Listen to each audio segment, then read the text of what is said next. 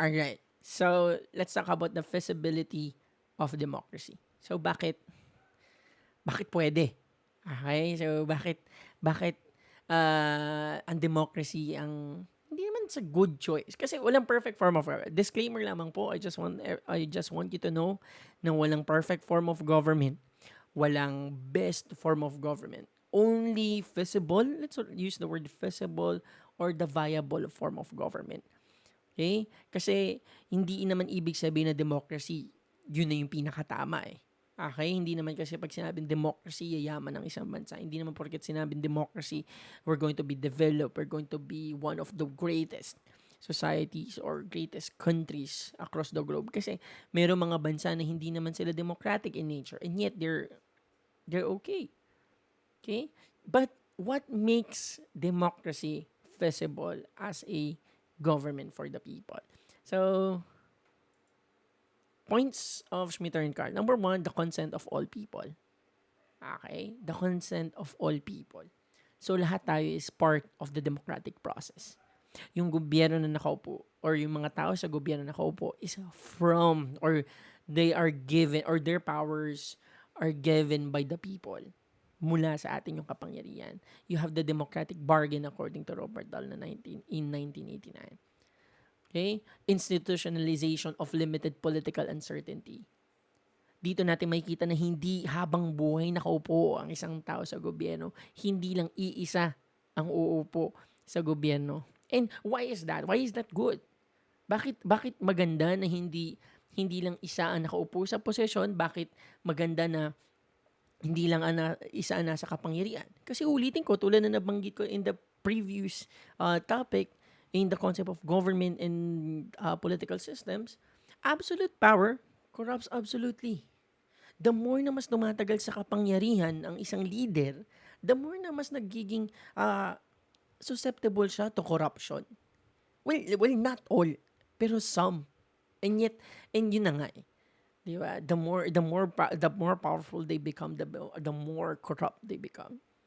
So, ito yung mga reasons or one of the reasons kung bakit feasible ang democracy. Alright? So, and yun na nga, babalikan natin ulit that no absolute power from the government kasi ang power basically resides from us, sa ating mga tao. So, just want to show you this democratic transition. Okay, kung paano ba nagiging democracy ang isang regime. So from authoritarian to democratic regimes.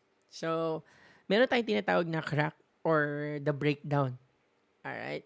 So mula sa isang authoritarian regime, nagkakaroon ng breakdown or nagkakaroon ng crack.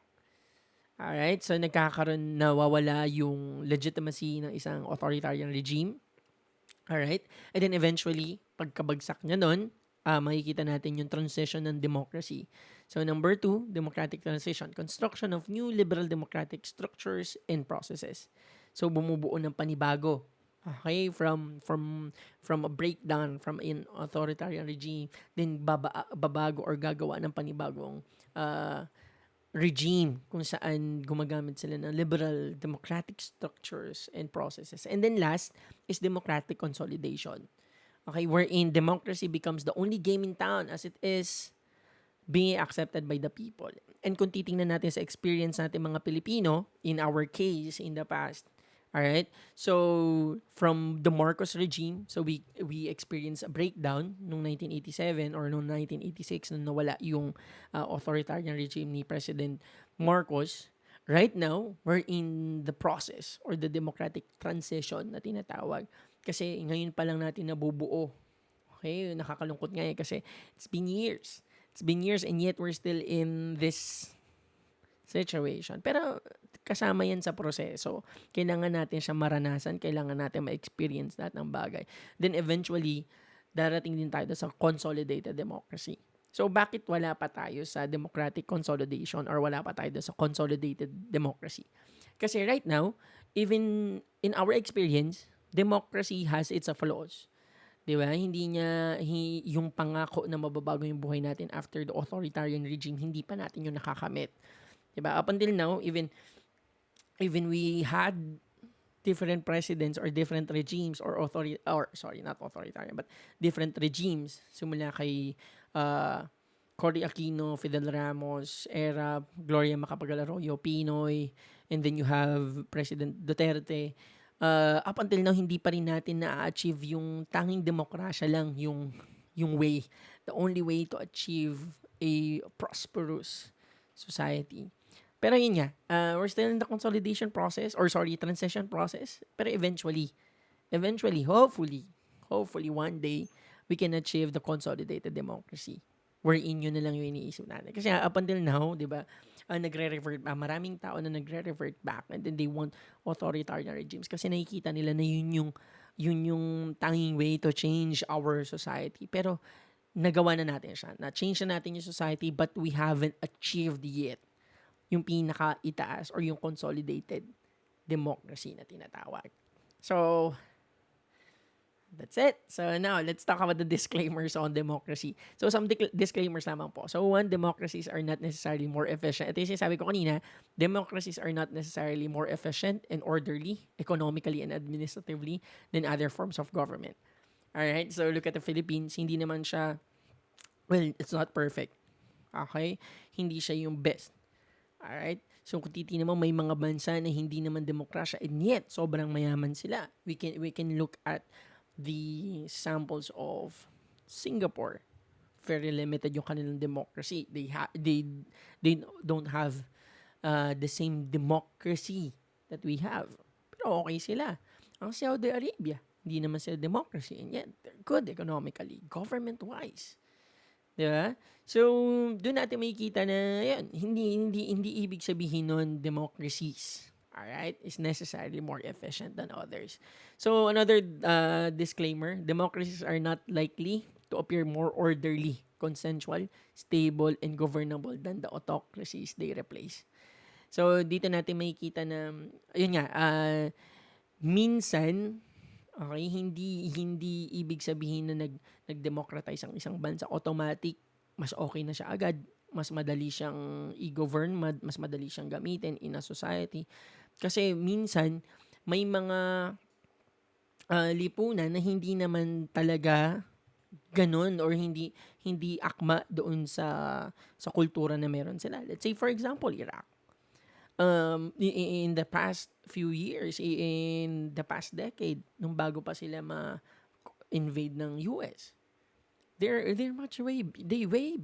way better. Or yung gobyerno nila is better than the democratic one. So hindi siya automatic na okay agad.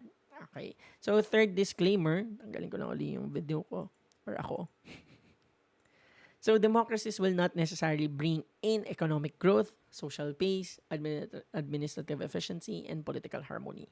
So it pretty much sums up kung ano yung pinaka disclaimer sa democracy na hindi nga siya automatic or hindi ibig sabihin nun mas yayaman ng isang bansa kung demokrasya siya, hindi ibig sabihin nun mas magiging okay yung political space. But then again, okay, like any other forms of government, hindi rin siya perpekto. Pero kung babalikan natin yung characteristics, elements of a true democracy, makikita natin na mas okay siya. Okay, but it's up to you. You decide kung anong para sa inyo, kung anong mas okay, ano yung mas hindi. But based on different studies, democracy is feasible. Okay siya. Pwede siya maging form of government or pwede siya yung political system na pwedeng adapt ng isang bansa. Dahil nga, pinoprotektahan nito or ang binibigyang emphasis ng demokrasya is yung power ng tao over the government itself. So, yun yung disclaimers on democracy. So, let's talk about evolution of democracy.